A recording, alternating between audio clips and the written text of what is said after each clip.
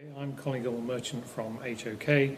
Our offices are all over the world, but I'm actually based in the London office.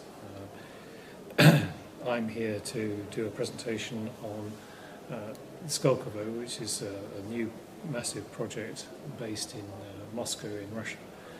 The project is looking at a thing called the Technopark, which is a science centre looking at 5 different research facilities ranging from biomedical science through to nuclear energy and space technology.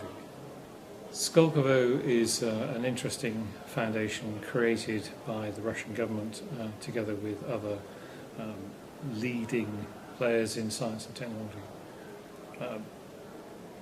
The project is moving on from the idea of a concept into what the Russians call project, which is actually to deliver the design of a facility, and that will probably take another 3 or 4 months to do that. What HOK has been doing is actually preparing the brief for the design of the project. The brief being across all 5 science clusters, as they refer to them.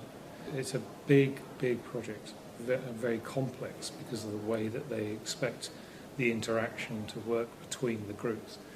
And one of the things I'm trying to get across tomorrow is how they view collaboration to work between the different sciences and how the collaboration will work by sharing space and sharing equipment. They had looked at another project that HOK had done in London, which is now called the Francis Crick Institute, used to be known as the UK CMRI.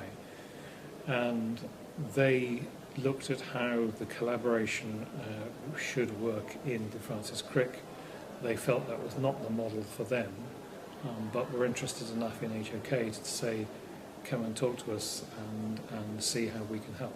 So we've been developing the brief with them to see how we can get the thing to actually formulate, which has actually been extremely difficult when you have people like guys who are looking at communications, long-distance communications in space, and then you actually have a biomedical researcher doing bioinformatics. You've got to try and find a laboratory to work for both of them. Quite complicated. The other issue is that Skolkovo are only intending to provide what they call the common use centres, and then attract 300 to 400 companies to work with them on the site. Skolkovo are the foundation, ultimately is trying to deliver, if you call it crudely, Silicon Valley, but they want to achieve it in 2 to 3 years. Fast program. Yes. And a major exercise. What I found, I think the first one this morning, which was the one that Wendell did on Irvine University College in California, I thought was very good. What was interesting about that for me was the fact that they'd analysed the in-use of the project. So it's not just about the capital cost of building the buildings, it's about how much it costs in use and the long-term savings that capital investment may achieve for them in the future. And that was very important. And when you're in the weather zone like Moscow, where 6 months of the year there's snow on the ground, it's actually quite an interesting problem for them. But yes, I thought Wendell's had done a lot of well-founded research. The second presentation, which was done by Neil Crossan,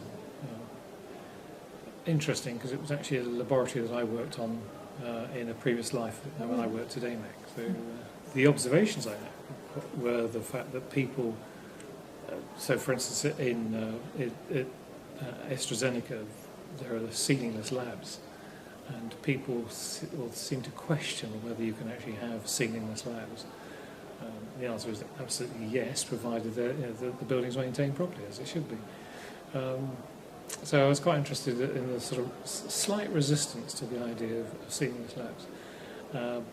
But he did demonstrate the prefabrication that went on to all the services, and I thought it was actually quite clever. prefabrication is something that we definitely need to look at in Scotland. Because it's such a big project.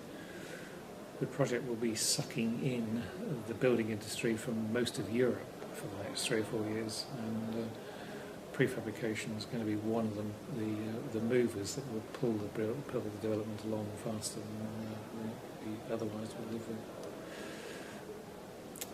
I think the effort put in by Peter James and his team, I think, is fantastic. I've been to a couple of meetings with Peter at various locations like Edinburgh University in the past years. This, I think, is a step forward, and actually I think a potentially superb step forward for a conference held annually.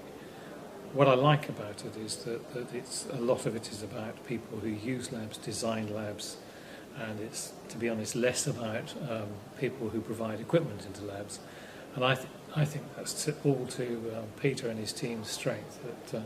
And I think this could move science and research and the capital investment in labs along a great deal. And I hope every success coming into the future.